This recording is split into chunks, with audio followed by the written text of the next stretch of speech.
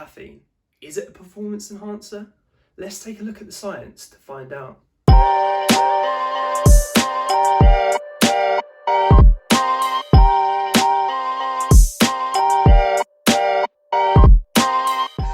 Everyone loves a coffee. It forms part of a morning ritual for most of us to perk us up for the day ahead.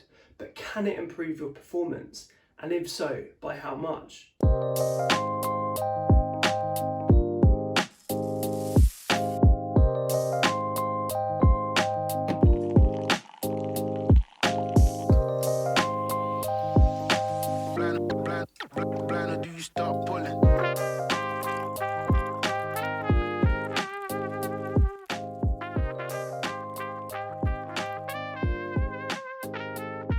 Caffeine is a psychoactive substance that naturally occurs in a variety of different plant species, including coffee, tea, and cacao.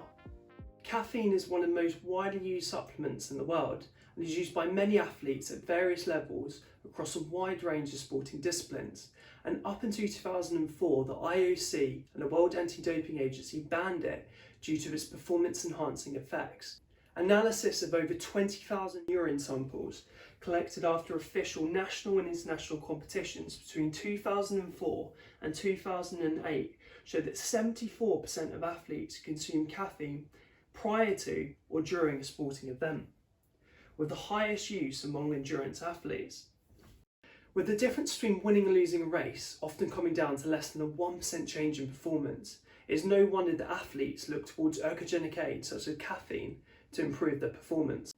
Caffeine works by delaying central fatigue through various mechanisms and influences ratings of perceived exertion, perceived pain, and levels of vigour, all of which may lead to improvements in performance.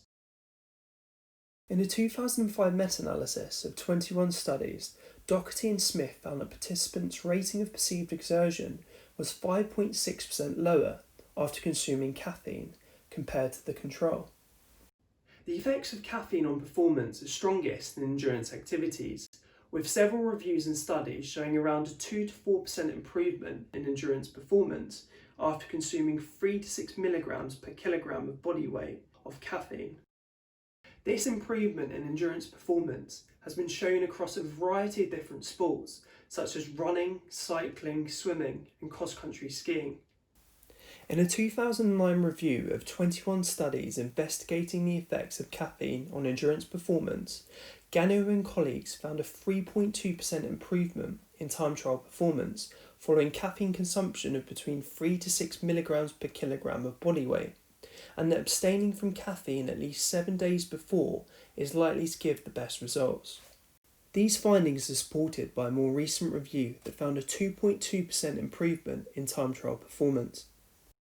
In a 2012 study investigating the effects of two different caffeine doses, 3 and 6 milligrams per kilogram of body weight, in 16 well-trained cyclists, they found that compared to the placebo trial, the 3 milligram per kilogram of body weight dose improved time trial performance by 4.2% and the 6 milligram dose by 2.9%.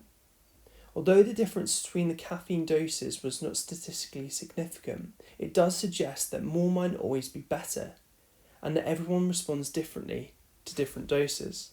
For an average person weighing 80 kilograms, 3 milligrams per kilogram of body weight of caffeine is 240 milligrams, the equivalent to 2 to 3 cups of coffee, and 6 milligrams per kilogram of body weight equates to 480 milligrams of caffeine, or 4 to 6 coffees, which is a lot of coffee.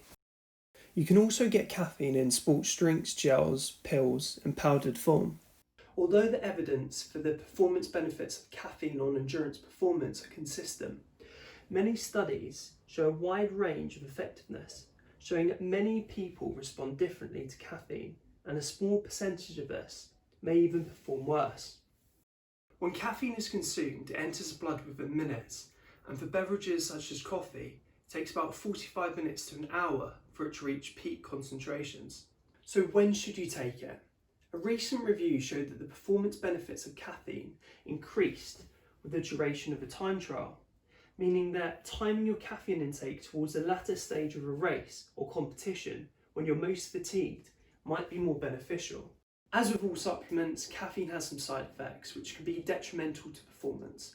So if you don't consume it regularly, then it might be worth trying smaller doses in training to see how your body responds.